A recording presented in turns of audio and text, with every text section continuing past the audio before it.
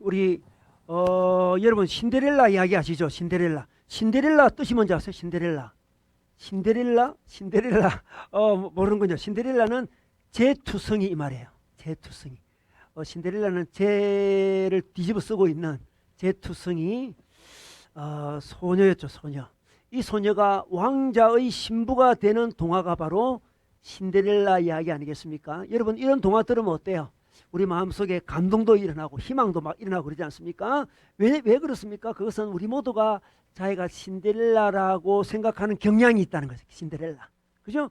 우리 어느 누구도 신데렐라 두언니, 미운 두언니 있잖아요. 두언니라고 자기를 생각하는 사람 있습니까? 신데렐라 걸 읽으면서 내가 미운 두언니랑 똑같아 이런 사람, 내가 그 계모랑 똑같아 이런 사람 없습니다. 다 우리는 구박받는 신데렐라라고 생각을 하죠. 그래서 이런 이야기를 들으면 마음에 희망도 있고 감동이 일어나는 걸 보게 됩니다. 제 생각에는 우리 인간의 마음속에는 이 신분을 뛰어넘는 사랑이 있잖아요. 이 신분을 뛰어넘다 했을 때 뭐 왕자와 이 신데렐라 사랑도 신분을 뛰어넘지만 우리 하나님과 우리 사이도 놀라운 신분을 뛰어넘는 거잖아요. 그죠? 하나님의 사랑을 받고 싶은 본능이 있는데 그 본능이 이런 동화에 배어 있다 생각해요. 이런 많은 동화, 많은 민간의 어떤 이야기들 안에 이런 복음이 셔머 있을 때가 많이 있습니다. 신데렐라도 그렇다 할 수 있습니다. 자, 그런데 있잖아요. 그래서 이런 이야기들이 뭐 여러 나라에 많죠. 우리나라는 뭐가 있습니까? 우리나라는 콩쥐, 파쥐 그런 이야기잖아요. 비슷한 이야기잖아요. 그 비슷한 이야기가 전 세계에 많이 있습니다. 그런데 이런 이야기들은 동화에만 나오는 게 아니고 우리 드라마에도 나와요. 드라마에 보면 이 신분을 뛰어넘는 사랑 이야기. 그리고 굉장히 뭐 재밌고 많은 뭐 드라마에서 주제를 다루고 있지 않습니까? 제가 최근에 그 넷플릭스에서 이 드라마를 봤는데 정신병동에도 아침이 와요. 그런 드라마예요. 이제 정신질환에 걸린 사람들이 모습을 이렇게 보여주는 드라마예요. 그래서 제가 정신질환에 좀 관심이 있어가지고 주위에 아픈 사람이 너무 많잖아요. 아픈 사람이 너무 많아요. 좀 더 배우고 싶어서 이제 이 드라마를 보게 되는데 거기 뭐 저번에 제가 볼 때는 뭡니까 공황장애 이야기를 아주 리얼하게 잘 그렸더라고요. 공황장애 이해하는데 굉장히 도움이 됐습니다. 자, 근데 이 이야기 안에 이 드라마 안에 어느 가난한 그 간호사가 나와요. 여자 간호사가 나오고 부유한 남자 의사가 나와요. 두 사람이 썸을 타고 있었어요. 썸을 타고 있습니다. 있는데 그 남자 의사가 이제 여자 간호사를 좋아하게 되죠. 좋아하게 돼가지고 이제 좋아한다 이렇게 하니까 그 여자 간호사가 이렇게 이야기하더라고요. 너와 나는 계급이 달라. 그래서 우리는 사랑할 수 없어. 이렇게 아주 차갑게 이야기하더라고요. 너 물 안 나오는 집에 살아봤어? 이렇게 이야기하죠. 그러니까 남자 의사가 요즘에 그런 집이 어디 있어? 이렇게 이야기하죠. 그러니까 너와 나는 노야. 이렇게 하면서 아주 차갑게 이야기하는 모습을 봤습니다. 이렇게 차갑게 이야기하지만 제가 지금 3편, 4편 정도밖에 안 봤기 때문에 뒤에 가면 둘이 사귈 가능성이 있어요. 내보니까. 안 봤지만 앞으로 이렇게 하다가 사귈 것 같아요. 내 생각에. 어쨌든 그렇게 이제 신분 차이가 엄청난 사람끼리 사귀어서 만약에 특별히 결혼을 하게 됐다. 그러면 어떤 일이 벌어질까요? 그러면 보통 그런 사이라면 약한 쪽에서 결혼한 다음에 어려움을 겪을 가능성이 굉장히 많죠. 근데 그 여자는 그걸 알고 있죠. 그러니까 이제 거부를 하는 거죠. 자기가 그 집안에 들어가서 어떤 고통을 당할까 해가지고 이 거부하고 있습니다. 그래서 보통 이렇게 뭐 이야기하면서 이렇게 또 막 대개 하잖아. 그죠? 드라마 대개 합니다. 대개 한 다음에 고통당하는 이야기를 보여주는 데도 있고 안 보여주고 끝날 때도 있습니다. 자, 고통당하는데. 근데 성경에도 있잖아. 신데렐라 이야기가 나와요. 오늘 에스겔서 말씀은 신데렐라 이야기거든요. 그런데 오늘은 좀 달라요. 어떻게 다릅니까? 신데렐라와 왕자가 결혼을 하거든요. 그럼 행복하게 살았더래요. 그 끝을 내든지 안 그러면 혹시 요즘 드라마처럼 가서 고생을 하든지 이래야 되는데 놀랍게도 그 신데렐라가 어떡합니까? 불륜을 합니다. 너무 놀라워요. 성경 이야기. 왕자를 배신합니다. 여러분 상상이 안 가죠 이거는. 그죠? 아니 신데렐라 너가 이럴 수가 있느냐? 근데 역사적인 사실이에요. 이스라엘의 이야기죠. 이스라엘은 우리 하나님과 결혼했거든. 하나님이 이스라엘을 자기 신부로 맞이했거든. 온갖 좋은 것으로 다 치장해 줬고 온갖 보석으로 다 줬습니다. 그런데 이스라엘이 하나님을 배신하죠. 우상 숭배를 하죠. 이것은 이스라엘의 역사적인 사실 이야기예요. 왕자를 배신한 신데렐라 이야기.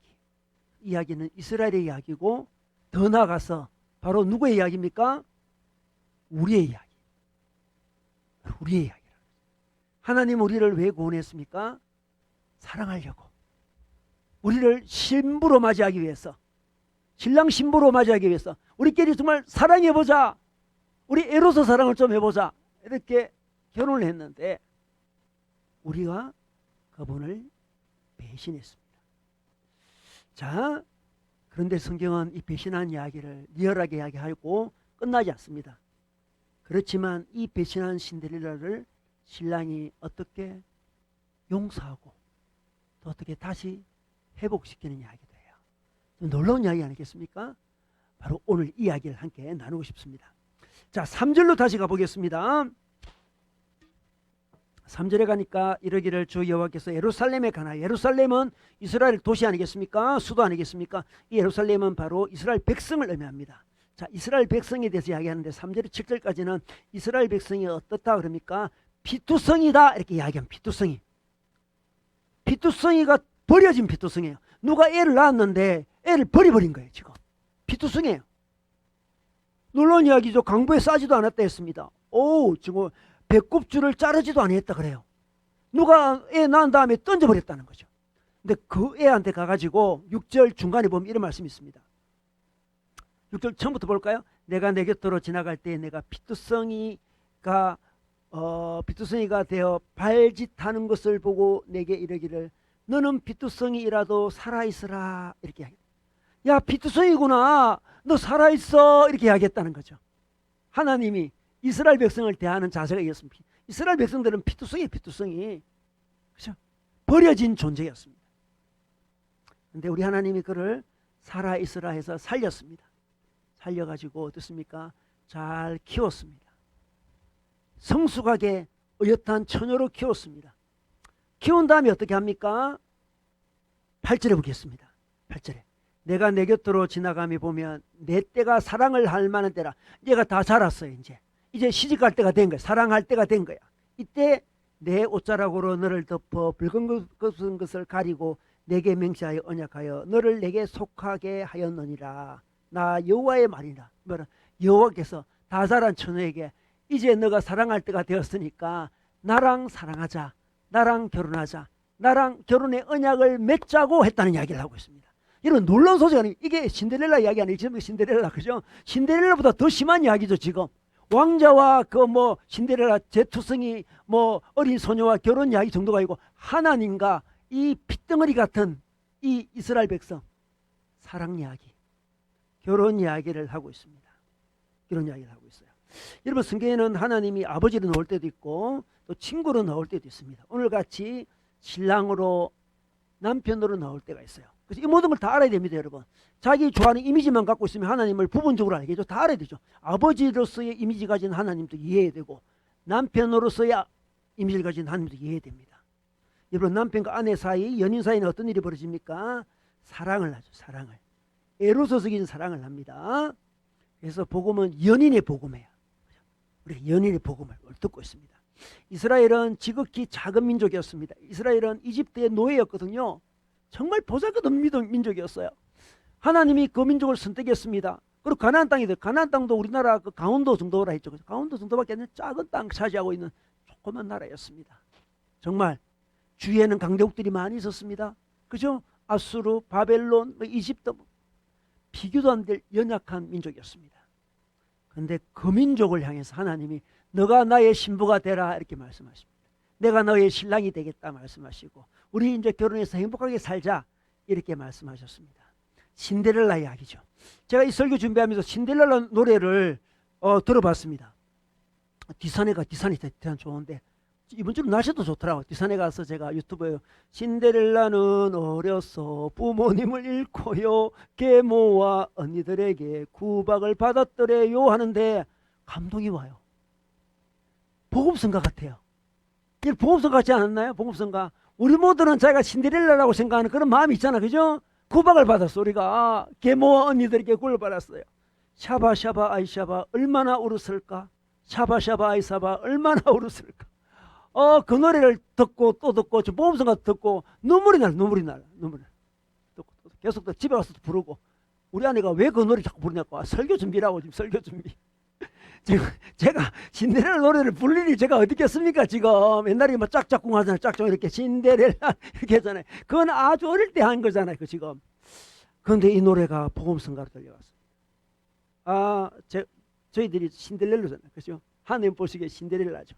근데 2절이 있대. 2절 압니까? 이제부터 걱정 마오. 왕자님이 있으니까요. 왕자님과 결혼해서 행복하게 살 때니까요. 이게 2절이더라. 이게 2절이에요, 여러분. 이제 구박받고 살았는데 왕자랑 결혼한다는 거예요. 왕자랑 행복하게 산다는 거예요. 이게 바로 성경의 메시지 아니겠습니까, 여러분? 성경의 메시지죠. 나는 신데렐라 같은 존재였는데 하나님이 나를 신부로 맞이해 주다니, 와, 너무 감동이다 이거. 우리 하나님이 나를 신부로? 와, 이게 너무 감동이지 않습니까? 너무 감동해요. 여러분, 우리는 하나님의 연인으로, 하나님의 신부로 부름을 받았는데, 여러분, 하나님과 요즘에 사랑을 잘 나누고 있나요? 연인의 사랑을 잘 나누고 있습니까? 뭐 아버지와 자녀의 사랑도 나누어야 되지만 성경은 연인이라 그랬잖아요. 여러분, 하나님과 연인의 사랑 잘 나누고 있습니까? 요즘에 잘 누리고 있습니까? 사랑을. 하나님이 남편이라며, 그죠? 사랑 나누고 있습니까? 여러분, 연인의 사랑이 깊어지려면 어떻게 된다? 그러면 연인들의 사랑은 먼저 서로 배타적이어야 됩니다. 여러분, 우리가 배타적인 다 알잖아요. 그죠? 이성교제는 배타적인 거잖아요. 그죠? 부모님은 여러 자녀를 둘 수도 있고 친구는 여러 명이 있을 수도 있어요. 근데 애인이 여러 명 있을 수는 없잖아. 그죠? 배타적입니다. 하나님과 우리 사이는 배타적이어야 됩니다. 그 어떤 것도 하나님과 우리 사이에 끼어들면 안 되는 거죠. 하나님보다 더 우선순위가 있으면 안 돼요. 그죠? 자기 배우자보다 더 우선순위의 사람이 있으면 안 되겠죠. 부모도 안 됩니다. 배우자와 자기 배우자와의 관계에서 양가 부모가 끼어들면 됩니까? 안 됩니까? 절대 안 되죠. 우리 첫째 아들 결혼했잖아요. 그죠? 제가 그 사이에 끼어들지 않으려고 엄청 노력하고 있어요. 완전 노력. 완전 모른 체 하고 있잖아요. 관심 전혀 없어요. 혹시라도 오해받을 수, 아예 안 끼더라. 그죠? 그 두 사람 사이에는 아무도 끼어들면 되지 않습니다. 부모라도, 자녀라도 끼어들면 안 돼요. 엄마 아빠 사이에 끼어들지 마세요. 엄마 아빠 사이 자는 애들 있잖아요. 던져버려야 돼. 그런 애들은 옆방으로 보내야 돼요. 엄마 아빠 사이, 여러분 결혼하면 엄마 아빠 사이에 애 중간에 재우지 마세요. 애가 너무 어려가 그런 애 있잖아요. 그 외에는 좀 크면 저 방 가! 이렇게 하든지 그렇잖아요. 끼어들면 안 되죠. 직장이 끼어듭니까? 자기 취미생활이 끼어듭니까? 세상의 어떤 대상도 그 두 사람 사이에 끼어들면 안 됩니다. 하나님은 사랑의 배타성을 요구하십니다. 사이가 깊어지려면 배타적이어야 됩니다. 다른 어떤 것도 그 사이에 끼어들지 못하게 해야 돼요. 뭐 다른 거 다 사랑해야 되겠죠. 사랑하지 말라는 이야기 아닙니다. 그러나 자기 배우자를 가장 우선적으로 사랑해야 되는 거죠. 그래야만 연인 사이는 깊어지게 되는 거죠. 그런데 이제는 배타성인 것 중에 중요한 것은 정서적인 배타성이 중요합니다. 친밀함의 배타성이죠. 두 사람이 애인과 부부는 정서적으로 친밀해야 되는 거죠. 그래서 부부가 됐는데 정서적으로 다른 사람과 친밀해지면 그거 곤란한 거예요. 그죠? 깊은 자기 정서적인 마음을, 내면을, 친밀함을 다른 어떤 대상과 나누는 것은 그 불륜이에요, 불륜. 우리가 뭐 육체만 불륜한 게 아니라 마음도 불륜할 수 있거든. 그죠? 불륜이라니까요. 가장 자기 배우자랑 정서적으로 친밀해야 됩니다. 하나님은 우리랑 친밀하기 원하십니다. 하나님 우리를 집단적으로 부르지 않습니다. 그죠? 나들면 하늘교회 친구들 한꺼번에 안 불러요, 여러분. 그죠? 그래 부릅니까? 개인적으로 부르지. 개인적으로 교제하기 원하세요. 그 친밀함이지. 기도할 때 뭐 나들목 하늘교회 이름으로 여러분 기도합니까? 안 그러잖아요. 개인적으로. 그분의 애인으로 기도하는 거죠. 지금 신부로 기도하는 거죠. 하나님과 개인적인 기도와 개인적인 관계를 가지게 됩니다. 그래서 하나님과 우리 두 사람 사이에, 두 사람은 아니죠. 하나님과 우리 사이에 다른 사람이 이해할 수 없는 친밀함이 되고 우리 두 사이에 다른 사람이 이해하지 못하는 서사가 있어요. 서사가 뭔지 알죠? 서사가 있어요. 대화가 있어야 되죠. 여러분, 배우자 사이는 남이 모르는 대화들이 있잖아요. 그죠? 남 모르는 대화들이 있잖아요. 두 사람만의 엄밀한 대화가 있잖아요. 우리 하나님과 우리 사이에 남 모르는 웃음이 있어요. 여러분, 기도할 때 웃음이 있습니까? 그냥 하나님과 막 기도하다가 막 웃어. 그죠? 다른 사람이 이해 못할 웃음이 있는 거예요. 그 안에. 그게 인격적이라서 그런 거예요. 다른 사람이 이해 못하는 눈물이 있을 수 있죠. 내가 하나님 앞이니까 웁니다. 그러면서 내가 정말 어디서 울겠습니까? 하나님 앞이니까 울잖아. 그죠? 하나님과 우리 사이에 남모르는 울음이 있고 남모르는 웃음이 있고 때때로 남모르는 농담도 있어요. 그죠? 유머도 웃기잖아요. 아니 왜 그래요? 아 내가 싫다니까 계속 그러시네. 왜 그래요? 그 남모르는 농담, 그죠? 남모르는 유머도 있습니다. 친밀하니까. 그게 배타적인 친밀함 아니겠습니까? 이 배타적인 친밀함을 위해서 여러분은 은밀한 골방이 필요한 거예요. 그래서 골방에서 기도하라 그러잖아요. 골방에서 아무도 내가 기도하는지 모르지만 나는 그 방에서 하나님과 은밀한 소통을 하고 있어. 사랑의 속삭임을 하고 있는 거지. 그래야만 연인의 사랑이 깊어지는 거죠. 은밀한 사랑의 기도, 은밀한 사랑의 찬양이 있습니다. 그때 하나님과 우리 사이는 연인의 사랑을 하게 됩니다. 자, 이게 배타적인 사랑이죠. 그 다음에 투명한 관계가 있습니다. 투명한. 여러분, 부부는 투명하잖아요. 그죠? 물론 결혼하기 전에는 완전히 투명할 수 없습니다. 결혼하면 투명한 관계가 되는 거죠. 그래서 아담과 이브가 결혼한 다음에는 벌거벗었으나 부끄러워하지 않았다고 했잖아요. 투명하니까 다 보여주는 거예요, 지금. 몸만 보여주는 게 아니죠. 뭡니까? 자기의 마음도 다 보여줍니다. 자기 감정도 보여줍니다. 자기 모든 것을 다 하는 게 드러내야 돼요. 자기 직장생활 하는 게 이야기해야 됩니다. 투명하게. 나 직장생활 너무 괴롭습니다. 이런 거 이야기해야 되는 거죠. 여러 인간관계들, 뭐 재정적인 문제, 취미, 여행, 뭐 자녀 교육 다 투명하게 나눠야 됩니다. 투명하게 자기 감정도 나눠야 되는 거죠. 하나님 나 외로워요. 감정도 나누고 있잖아요. 아픔도 나누고 자신의 부끄러움도 나누는 거죠. 이런 관계를 맺어야만 하나님과 깊은 관계 되지 않겠습니까? 자기 잘하는 것만 보여주겠습니까? 자기 잘하는 것만 보여주면 어떻게 깊은 관계 되겠습니까? 투명하게 모든 것을 다 보여야 됩니다. 투명한 만큼 깊어집니다. 인간관계도 마찬가지예요. 인간관계도 투명한 만큼 깊어지는 거예요. 여러분 우리 인간의 그 뇌가 있는데 뇌는 있잖아요. 자꾸 무엇을 숨기면 우리 뇌가 자기도 모르게 보안 모드가 돼요. 모드가 바뀌잖아요. 보안 모드. 보안, 삐삐삐 보안. 그래서 두 사람이 가까워질 수가 없잖아요. 보안 모드가 작동 중이니까 지금. 그런데 나누면 투명하게 나눠주면 뇌가 경계 태세를 풀어버립니다. 그 다음부터 회복 모드가 되고 연결 모드로 전환하게 되는 거죠. 우리 하는 거 마찬가지예요. 투명하게 되면 회복 모드, 관계가 회복되고 더 연결되는 일이 벌어집니다. 이게 바로 연인의 사랑이죠. 여러분 연인의 사랑 나누고 있습니까? 하나님은 아버지만이 아니에요. 그죠? 아버지만이 아닙니다, 여러분. 하나님은 아버지로만 기도하는 건 아니죠. 아버지로만 교제하는 게 아니에요. 하나님은 남편으로 교제를 하는 겁니다. 어찌 보면 영원한 남편이죠. 육신의 남편은 일시적인 남편이지만 영원한 남편. 그죠? 영원한 남편. 영원한 남편이죠. 영원한 남편이죠. 우리 모두는 하나님의 신부죠, 신부. 영원히 하나님의 신부잖아요. 우리에게는 영원한 남편이 있습니다. 그래서 어찌 보면 근본적으로는 우리가 외롭지 않습니다. 근본적으로는. 일시적으로는 외롭죠. 근본적으로 외롭지 않습니다. 남편이 있으니까. 자, 이런 사랑을 나눠야 될 두 사람이 어떤 반전이 일어납니까? 놀라운 반전이 일어나요. 우리 15절에 보겠습니다. 15절에. 우리 15절 다 같이 한번 읽어볼까요? 어떤 반전이, 신데렐라가 어떤 일을 했는지 보겠습니다. 15절 보겠습니다. 시작. 그러나 내가 내 화려함을 믿고 내 명성을 빌려 행엄하되 지나가는 모든 자와 더불어 음행을 많이 하므로 그 부정이 그들의 것이 되도다. 와, 신데렐라 놀라운 일을 벌였어요. 행음을 했대요. 바람을 피웠다는 거 아니겠습니까, 이거? 야, 여러분, 이런 동화가 있습니까? 이런 동화, 상상도 못할 동화죠, 이거는. 이 동화가 아니고 사실이에요. 이스라엘 백성이, 구약 이스라엘 백성의 이야기는 전부 다 간음한 이야기, 우상숭배한 이야기로 가득 차 있거든. 행음을 했다고 이야기합니다. 아니, 행음을 하는데 17절 보기, 17절. 내가 준 금음 장식품으로 늘 위하여 남자 우상을 만들어 헤엄했다.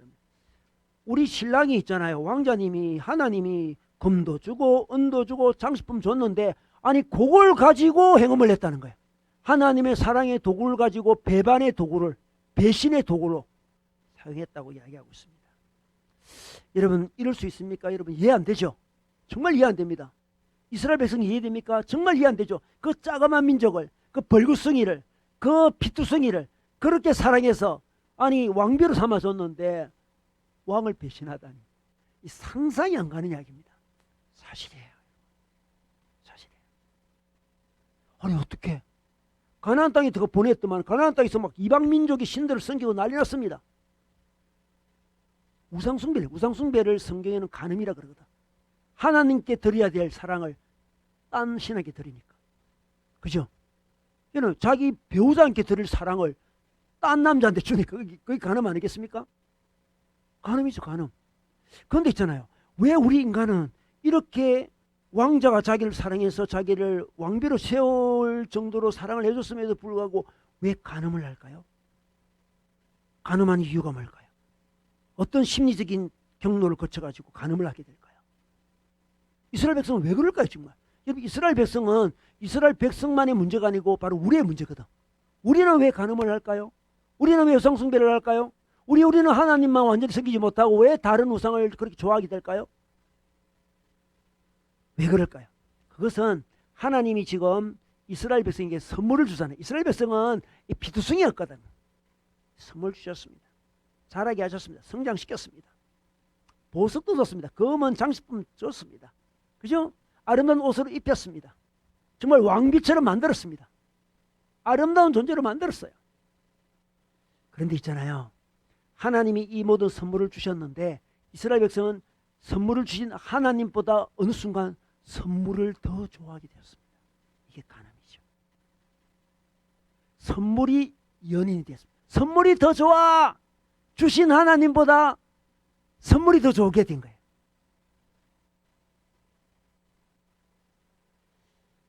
우리 인간은 그렇게 능히 그렇게 될 수 있죠. 우리 아빠가 집에 돌아올 때 애들은 아빠보다 아빠 손에 있는 선물을 볼 때가 많잖아요. 그거 비슷한 얘기죠. 선물에 더 관심 많습니다. 자기가 이렇게 아름다운 신부가 된 이유는 저 하나님이 나에게 은혜를 베푸셔서 나를 사랑해서 이렇게 됐다고 생각을 해야 되는데 처음에 생각했겠죠. 좀 전이니까 자기가 지금 장식품으로 다 치장하고 있잖아요. 이 선물이 나를 아름답게 하는구나. 나를 가치 있게 하는구나. 그런 생각이 되는 거죠. 이게 반드시 있어야 되겠다.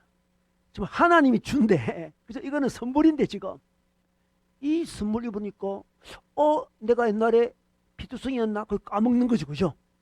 와, 내 나름대로 괜찮은데 나름대로. 내가 왕비야 왕비. 사람들은 그때부터 자기가 매력적인 존재라고 생각을 하게 되죠. 매력적인 존재라고 증명하고 싶어요. 나 피투성이 아니야. 원래부터 매력 있는 존재였어. 이렇게 해요. 매력 있는 존재. 그걸 자꾸 증명을. 사실은 자기는 매력 있는 존재가 아니었고 하나님은 은혜로 지금 매력 있는 거예요. 지금. 그런데 하나님보다 내가 가진 이 보물들 때문에 매력이 있다 생각하죠. 그래서 내게 이 선물이 더 중요하게 됐어. 하나님보다. 선물에 집착하게 되지. 선물을 반드시 늘 가지고 있어야 돼. 이 선물이 없으면 나 죽을 것만 같아. 하나님이 선물 주셨는데 하나님보다 이 선물이 더 중요해. 그럼 이 선물을 늘 가지려면 어떻게 되겠습니까? 나의 능력, 나의 노력이 중요하게 되겠죠. 나의 능력. 열심히 노력하는 나의 능력. 나 원래 능력이 있어. 그래서 나는 매력적인 존재가 맞아. 나 매력적인 존재 맞단 말이야. 증명을 계속 하고 싶은 거야. 그러면 점점점 하나님은 뒷전으로 밀려나게 되겠죠. 하나님 은혜는 점점점 밀려나고 자기 능력이 자꾸 부각돼. 원래 내가 능력 좀 있었어. 이렇게 이야기하는. 원래.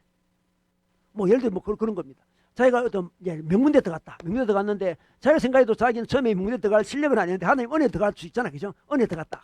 처음에 은혜 그러다가 좀 지나면 명문대가 점점 더 커지잖아. 그죠? 명문대 다니다 보면 커지잖아. 하나님 믿고 너 들어갈 만한 게 들어갔겠지. 이렇게 생각이 들면서 자기가 명문대 들어갈 만한 능력이 있다는 것을 사람들이 자꾸 어필을 하게 되죠. 하나님 은혜 들어갔어. 원래 들어올 애가 아닌데 하나님 은혜에서 처음에 겸손하게 이렇게 하다가 좀 지나면 어떻습니까?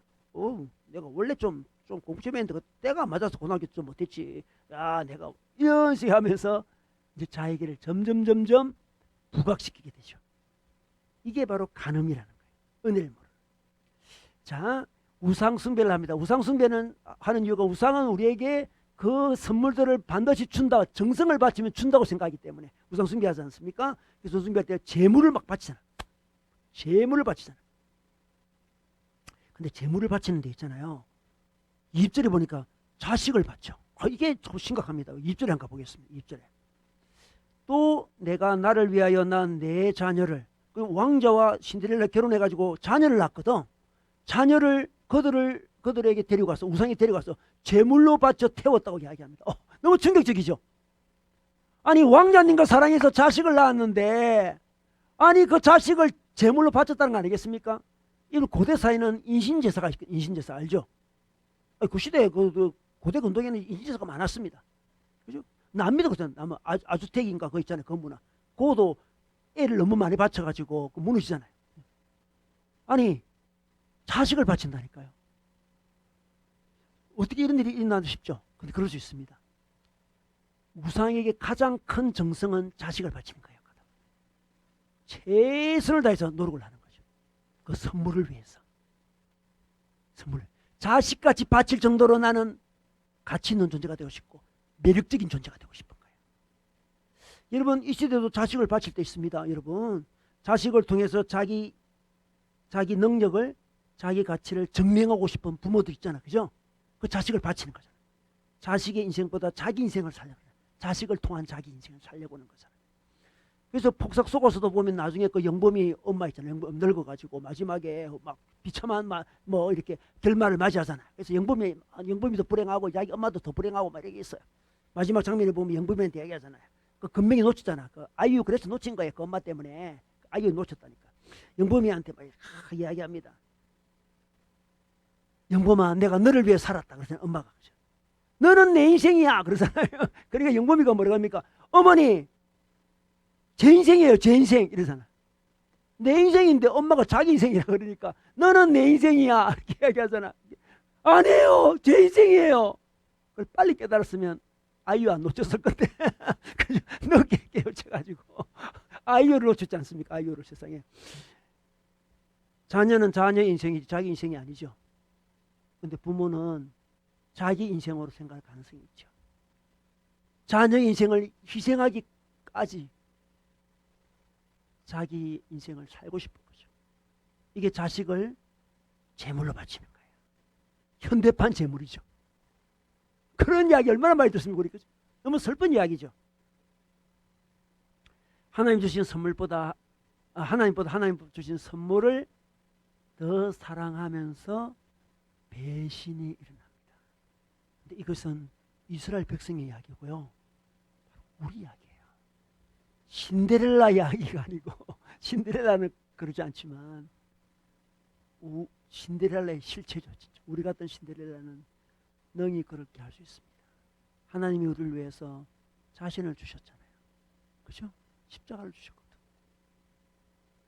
하늘의 하나님이 우리를 사랑해서 자기 생명도 주시고 우리를 자기 배우자로 맞이해 주잖아요. 그리고 사랑한대요. 나 너를 사랑한다. 너도 나만 좀 사랑해다오.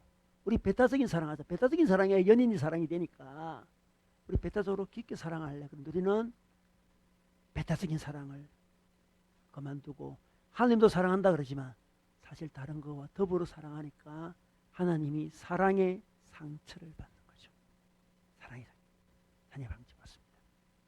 여러분 우리 하나님 연인과의 사랑을 해야 된다고 했죠. 연인과의 사랑이 에로스 사랑 아니겠습니까? 이 에로스 사랑은 여러 종류가 있는데 에로스 사랑이 있지 않습니까? 에로스 사랑은 정말 매력적인 사랑이잖아요. 정말 강한 사랑이죠. C.S. 루이스가 이렇게 이야기합니다.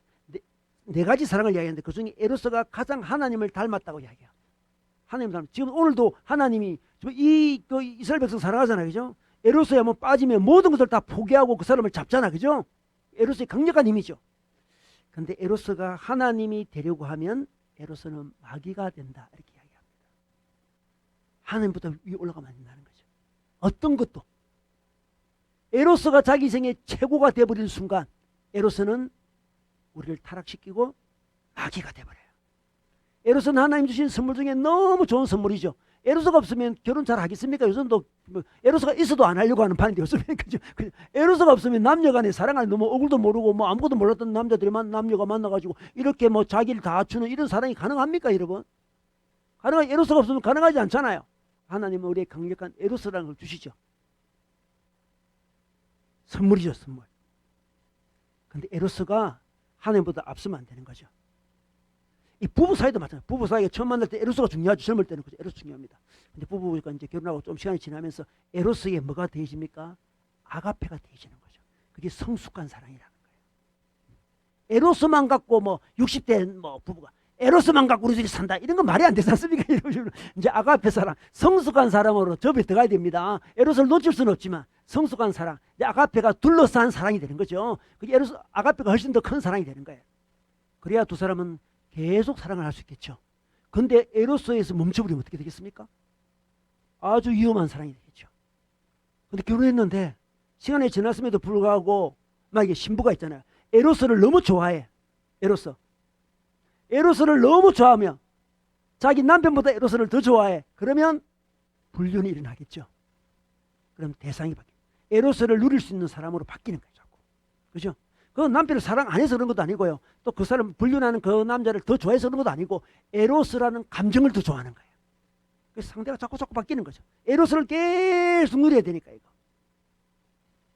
에로스 감정을 좋아하는 거예요. 에로스가 신이 돼버린 거죠. 대상이 자꾸 바뀝니다. 더 높은 차원으로 두 사람이 깊은 사랑으로 발전해야 되는데 발전이 안 되니까 에로스에 머물고 있는 거죠 지금. 그죠? 에로스에 머물러 있어요. 중년이 되는 에로스에 머물러 있어요. 중년인데 지금 40대 50대 아줌마가 에로스에 머물러 있으면 어떻게 되겠습니까? 저는 40대 50대 중년들이 젊은이들이 보는 그 에로스가 가득한 드라마에 취해 있는 거 볼 때마다 불안해요. 지금 거기에 취할 때가 아니에요 지금. 그거는 20대 30대들이 취해가지고 빨리 결혼해야 되는 거고 당신이 지금 거기에 취할 때입니까 지금? 그런 사람 얼마나 많아요. 저 아줌마들이 왜 저러나 싶죠. 사랑이 발전해요. 그 남편과의 관계 어떻습니까? 무덤덤한 관계지. 그 관계는 뭐. 그 관계에서 에로스를 막 엄청 발휘할 수는 없잖아. 그 관계에서. 그게 뭐 자기 남편이 뭐 연예인도 아니고 자기 남편이 뭐 젊은 뭐 그런 유명한 아이돌도 아니니까 그게 일어나겠습니까 잘. 그죠? 그게 발전에 올라갔어야 되는데 발전을 못 해갔는데 여전히 에로스 사랑에 머물러 있는 거죠. 그래서 에로스가 참 위험한 거죠. 저 보면. 에로스만 그런 게 아니죠. 뭐 여러 가지 또 거짓 연인들이 많죠. 성취한 직장에 승진하고 뭐 사업이 확장되고 뭐 자녀 명문대 보내고 뭐 이런 거 있지 않습니까? 자기 가치를 증명하려고 하는 거잖아요. 이런 것들이 영적 간음이라 할 수 있습니다. 간음이죠. 하나님보다 더 앞설 때 그런 게 나쁜 건 아닙니다. 사람들의 평판 같은 거, 인정 같은 거, 하나님의 인정보다 사람들의 박수를 더 갈망한다면 남편의 칭찬보다 멋진 남자의 시선이 더 신경 쓰이는 거예요. 그죠? 그게 간음이라 그래요. 편안한 삶, 그죠? 고통 없는 삶, 통제 가능한 미래, 넉넉한 노후, 뭐 그런 거잖아요. 이런 거, 이런 게 하나님보다 더 앞서면 간음이겠죠. 그죠? 어떤 사회의 영향력도 마찬가지입니다. 저 어떤 사역자들이 그럴 수 있습니다. 사회 영향력. 그죠? 사회 영향이 뭡니까? 뭐 교회 규모 그런 거, 교회 성장 같은 게 하나님보다 더 관심이 있어. 그죠? 그 교회 일을 하다가 하나님과의 관계가 멀어져. 이게 바로 간음이죠, 간음. 정치적인 것도 마찬가지, 정치적인 거. 그죠? 자기 좋아하는, 자기 지지하는 정치적인 이데올로기 있잖아요. 뭐 사회적 정의 같은 거. 그런 거 하는 나라를 통일시하는 사람도 있잖아요. 그건 하나님을 자기 정치적인 도구로 전락시켜버려요. 하나님이 왕인데 자기 정치적인 신념이 왕이 되는 거죠. 그게 바로 간음이죠, 간음. 우상입니다. 이게 배신이죠. 사랑의 배신. 하나님보다 그 어떤 것도 더 좋아하면 안 되는데 다 선물일 뿐인데 그런 것들은 선물로 하나님보다 더 앞세우면서 신데렐라는 왕자님을 배신합니다. 자, 이 배신한 이 신데렐라를 우리 하나님은 어떻게 하십니까? 어떻게 하십니까? 그냥 내버려두지 않습니다. 우리 하나님 내버려두지 않습니다. 자, 이 신데렐라를 심판하십니다. 놀랍습니다. 심판하십니다. 자, 37절에 볼까요? 37절 심판하는 이야기 나와요. 자, 심판할 때 참 재밌는 것은 너무 좋아하는 우상을 들어서 심판하십니다. 37절 내가 너의 즐거워하던 정든 자와 사랑하던 모든 자와 미워하던 모든 자를 모아 사방에서 너를 에워싸고 치게 할 것이며. 누가 치러 옵니까? 즐거워하던 자, 정든 자, 사랑하던 모든 자 친다는 거예요. 자기가 어쨌든 강대국이 자기를 친다는 거예요. 미워하던 데서도 자기를 치지만 자기가 너무 좋아했던 그 우상이 자기를 치게 된다. 그래서 하나님의 심판은 참 재밌습니다. 하나님보다 더 사랑하는 것은 우리를 치게 만들어요. 그 사랑을 통해서 우리를 칩니다. 예를 들면 자기 자녀를 하나님보다 더 좋아했습니까? 하면 자녀가 자기를 치게 된다는 거죠. 자기 배우자를 한보다 더 사랑합니까? 그런 사람은 제가 거의 모시 못했어요. 그런 사람 자기 배우자는 별로 사랑을 안 하는 경향이 우리 한국 사람들이 너무 많아가지고 제발 좀 사랑해라 해도 우상으로 섬기는 사람은 거의 없어요. 거의 없고 너무 사랑 안 해서 문제야. 하여튼 그래도 혹시 그런 사람이 있을 수 있잖아요. 그죠? 자기 배우자를 너무 사랑해. 자기 배우자를 통해서 자기를 칩니다. 자기 배우자를 통해서 자기 친다는 게 뭘까요? 너무 배우자를 좋아하고 너무 기대를 많이 하니까 마치 하나님 정도로 생각하는 거죠. 지금 나를 조금이라도 상처 주면 안 돼.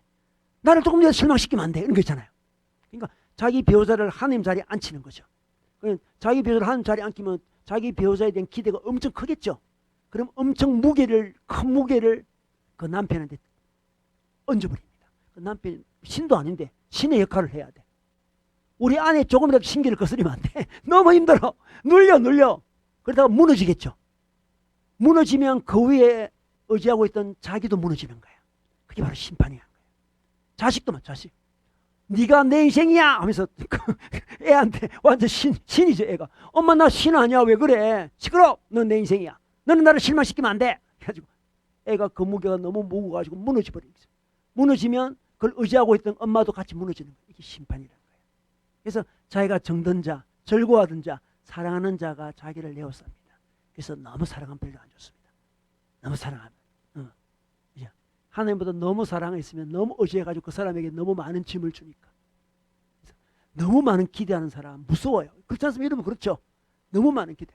저는 선교단체 간사하면서 무서웠던 자매들이 있는데 나를 통해서 그 남자친구를 만나고 싶어하는 그 자매들이 너무 무서웠어요. 내한테 기대가 너무 커서 나 무게를 견딜 수가 없었어. 수많은 자매들이 저한테 와가지고 제발 그 좋은 형제를 소개해달라고 하는 눈빛으로 나를 바라볼 때마다 나는 그런 능력이 없네. 하나님 안 해요. 내가 소개시키면 이상 깨지더라고. 왜 그런지 모르겠어요. 하여튼 희한해. 내가 이렇게 뭐 힘을 쓰면 잘 안 돼. 내가 보는 눈이 없는가 봐. 사실 보는 눈이 좀 없는 것 같아 제가.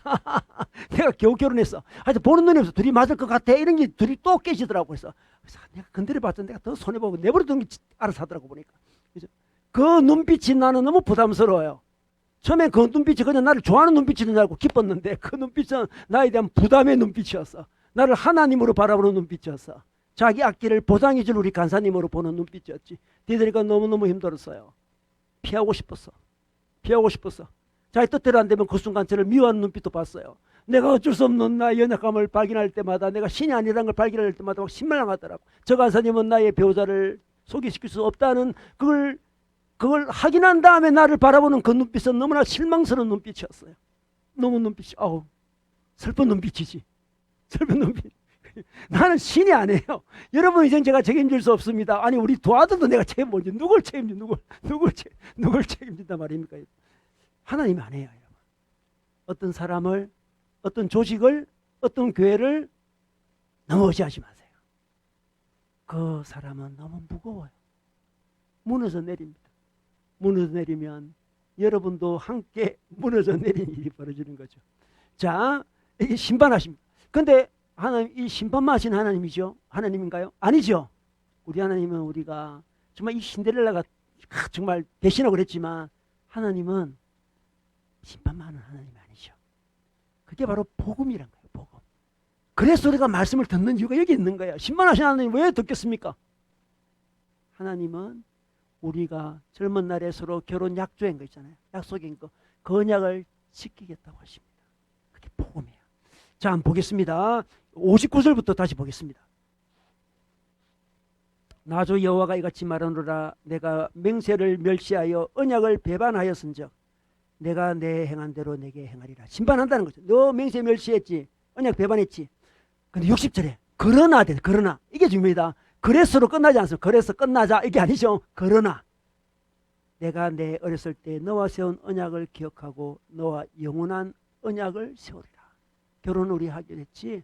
우리 결혼식에서 서로 뭐 검은 머리 팥뿌리 되게 사랑하기로 했지. 너는 안 지켰지만 나는 지키겠다 이 말씀이죠.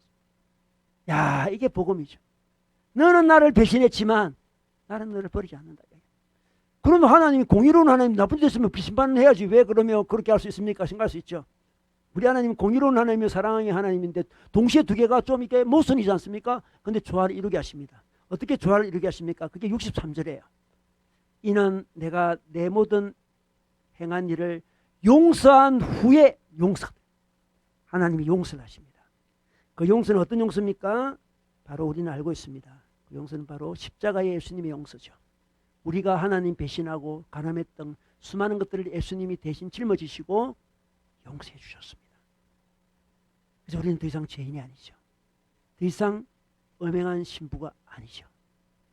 대신 갚아주셨으니까 정결한 신부로 받아준다는 거예요. 그래서 우리는 하나님께 나아갈 때는 정결한 신부로 나아갑니다. 우리 하나님은 아름다운 분이죠. 우리도 이제 아름답습니다. 예수님으로 말미암아 아름다움과 아름다움이 만납니다. 서로 아름다움을 서로 칭찬하면서 연인관계는 점점점 깊어지게 되어 있습니다. 연인관계 회복은 서로의 아름다움을 찬양하는 거죠. 이런 남녀가 만날 때 서로 아름답고 좋다고 하면서 이쁘다 그러고 뭐 멋있다 그러면서 서로 교제가 되지 않습니까? 이성의 매력이 필요한 거죠. 처음에 출발할 때. 이성의 매력이 점점 발전합니다. 에로스에서 머물지 않습니다. 발전합니다. 성숙한 아름다움으로 발전하지 못한 사람은 어떻게 됩니까? 관계가 무덤덤한 관계 됩니다. 한국의 대부분의 중년들은 무덤덤하잖아요. 사랑이 발전 안 해서 그래요. 하나님과 우리 사이도 마찬가지입니다. 이 에로스 사랑, 이 연인의 사랑이 점점 더 발전해야 되는데 발전을 안 했다는 거죠. 무덤덤해지는, 하나님 관계도 우리가 무덤덤해질 수 있습니다. 우리가 하나님의 아름다움을 봅니다. 하나님 우리한테 뭐 선물도 많이 주셨고, 그죠? 사랑도 많이 주고, 아름답죠, 그죠? 근데 그 아름다움에 머물면 안 되고요. 하나님 존재 자체가 아름다워야 돼요. 그게 성장한, 성숙한 사랑이죠. 기도도 하나님 이게 해주셔서 감사합니다. 저거 해주셔서 감사하죠. 그러나 어느 순간 하나님 존재가 감사합니다. 이게 성숙한 사랑이죠. 그래서 우리 하나님 아름다움을 자꾸 칭찬해야 됩니다. 그게 찬양하는 거고 경배하는 거 아니겠습니까? 인간끼리도 마찬가지예요. 부부끼리도 마찬가지죠. 부부끼리 뭐 둘이 칭찬하고 좋다고 막 합니다. 근데 젊을 때는 뭐 이쁘다 뭐 그런 걸 칭찬하죠. 좀 젊어졌습니까? 나는 너 존재가 너무 좋아 그러잖아요. 그게 성숙한 사랑 아니겠습니까? 존재의 조음으로 발전하지 못하는 그 사람은 정말 무덤덤한 사랑 없는 부부가 된다니까요. 여러분 세상은 60대 여배우가 30대 피부를 가졌다고 광고를 합니다. 그죠? 자연스러운 아름다움이 아니죠. 60대 여배우가 뭐 30대 피부로 지금 남편이랑 성부를 하려고 하니까 그 말도 안 되는 이야기를 하고 있는 거죠 지금. 선전이 그런 거죠. 자기 나이에 맞지 않는 옷차림하고 있는 여인들, 중년의 아줌마들, 20대들이 입고 다닐 만한 자기 딸이 입고 다닐 만한 옷을 입고 다니는 사람들, 자기 딸이 화장할 그 화장품을 들고 다니는 사람들, 관계가 성숙하지 못한 거죠. 내면이 성숙하지 못한 거죠. 남편과 그런 사랑이 되겠습니까 여러분? 안 되는 거죠. 근데 하나님 관계도 그럴 수 있습니다. 날마다 하나님이 해주신 그 선물만 자꾸 감사하게 되면 어느 순간 사랑이 발전 안 해가지고 하나님과 우리 부부인데 부부가 성장을 안 해요. 그죠? 하나님 옛날에 처음 믿을 때 이런 기도응답도 해주고 이런 걸 주셨는데 왜 안 주십니까? 그런 이야기만 하고 있잖아요. 하나님 존재가 아름답습니다. 하나님 존재가 아름다워요. 당신의 아름다움 존재를 찬양합니다. 그렇게 성장해야 되는 거죠. 그래서 우리는 하나님의 아름다움을 찬양하고 경배해야 됩니다. 여러분 부부관계는 서로 아름다움을 자꾸 칭찬해야만 성장하겠죠. 당연히 그죠? 무덤덤한 관계가 되면 안 됩니다. 그죠? 우리 하나님은 정말 아름다운 분이시죠. 아름다우심을 찬양합니다. 그런데 있잖아요. 서로 아름다움을 칭찬해야 되잖아요. 그럼 우리는 아름답습니까? 우리 하나님의 아름다운 거 이해가 된다. 이해가 됩니다. 지금 이제. 그죠? 하나님 나는 배신도 했습니다. 하나님 나는 신데렐라인데 하나님 우리 신데렐라 같은 우리를 하나님께서 결혼도 해주셨는데 저는 이스라엘 백성처럼 배신했습니다. 간음했습니다. 저는 도저히 아름다운 존재가 아니에요.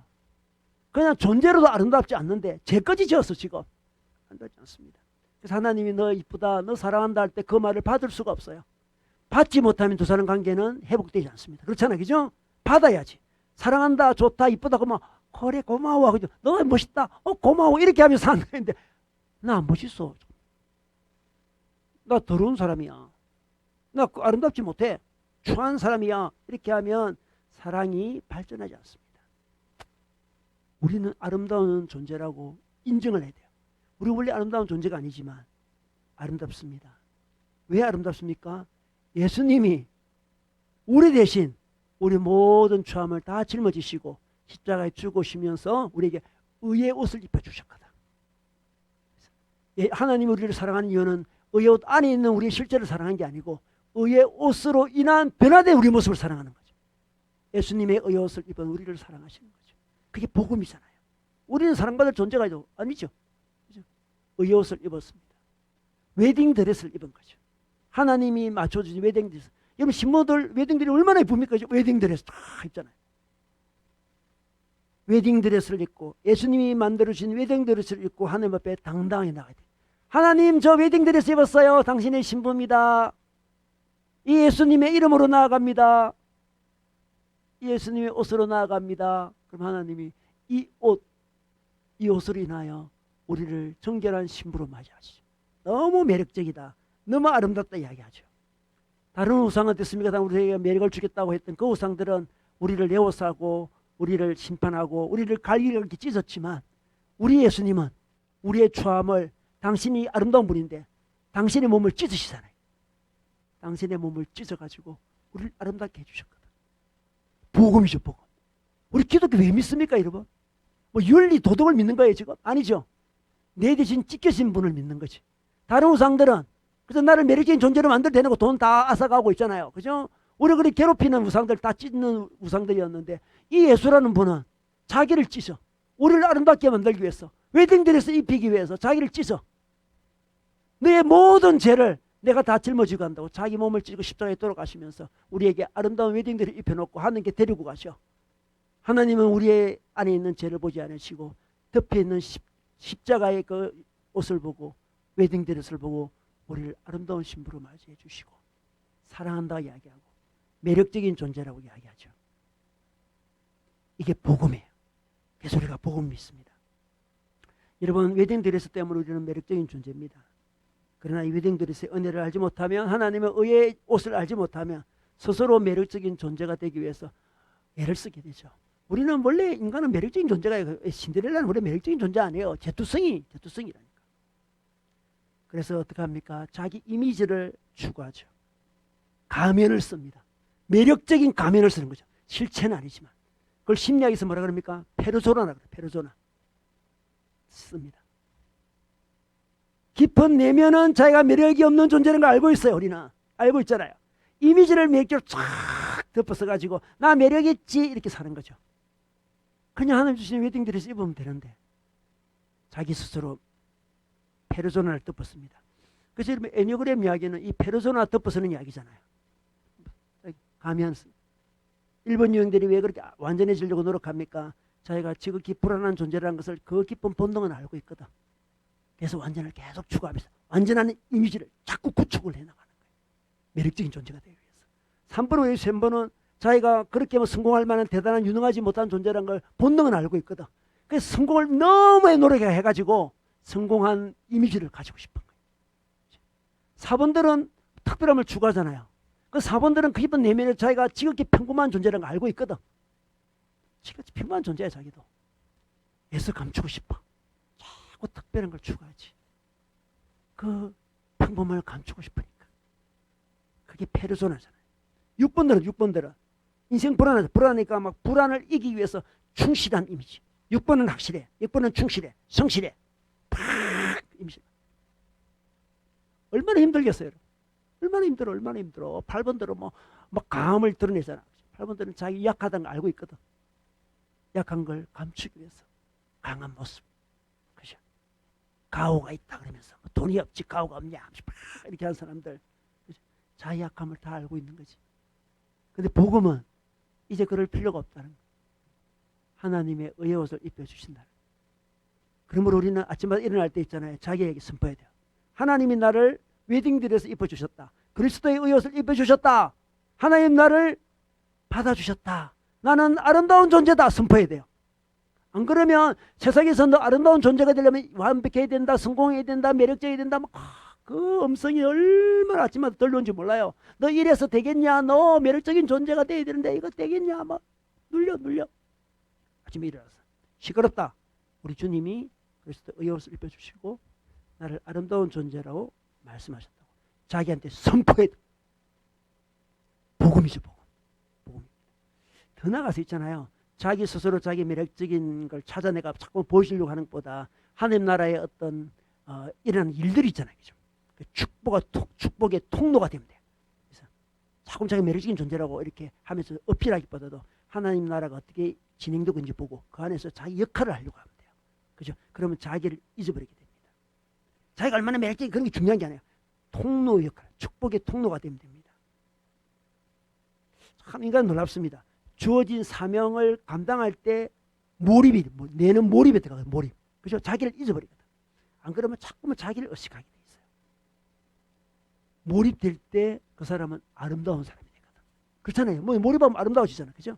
그래도 대의를 위해서 아름다워. 하늘 나라를 위해서. 하늘 나라에 내가 어떤 역할을 할까? 그 일을 열심히 하는 동안 자기는 굉장히 아름다운 사람이 저절로 돼버리는 거지. 이러면 야구팀이 있다. 자기 뭐 하나를 좋아한다. 예를 들어서. 하나팀 뭐 우승했다. 예를 들어. 코리안 시리즈 우승했다. 그러면 자기는 응원한 것밖에 없어. 우승했을 때 자기 우승의 느낌이잖아. 우와!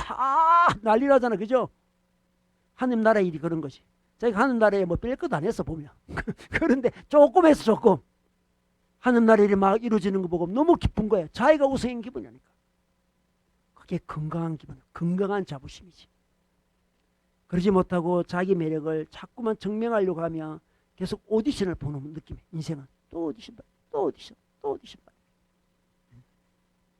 우리 하나님 우리를 아름답다고 하시고 아름다움을 느끼고 싶으면 너 아름다움에 집착하지 말고 하늘 나라의 큰 일 가운데 너가 할 수 있는 그 일에 집중하면 영적인 아름다움, 영적인 자부감을 느낄 것이다. 이렇게 말씀하고 있습니다. 여러분, 복음은 피투성이었던 우리를 당신의 신부로 삼는 게 복음입니다. 신데렐라 같은 나를 왕비로 불러주시네요. 이런 복음 들어보셨습니까, 여러분? 놀라운 복음이죠. 하늘의 하나님이 나를 신부로 불러주셔서 나랑 사랑을 나누세요. 하나님의 아름다움을 찬양해 보래요. 우리도 보고 아름답대요. 아름답지 않는데 그리스도의 십자가의 사랑으로 웨딩드레스 입혀주면서 내가 보기에는 너는 참 아름답다고 이야기합니다. 서로의 아름다움을 이야기하면서 우리의 사랑을 깊게 하자 말씀하십니다. 이제 억지로 자기 매력을 만들기보다 하나님 나라의 통로가 되어서 하나님의 아름다움을 경험하자고 이야기합니다. 여러분, 요즘에 하나님과 연인의 사랑이 좀 어떻습니까? 하나님과 깊은 연인의 사랑 나누시기를 주님의 이름으로 축원합니다.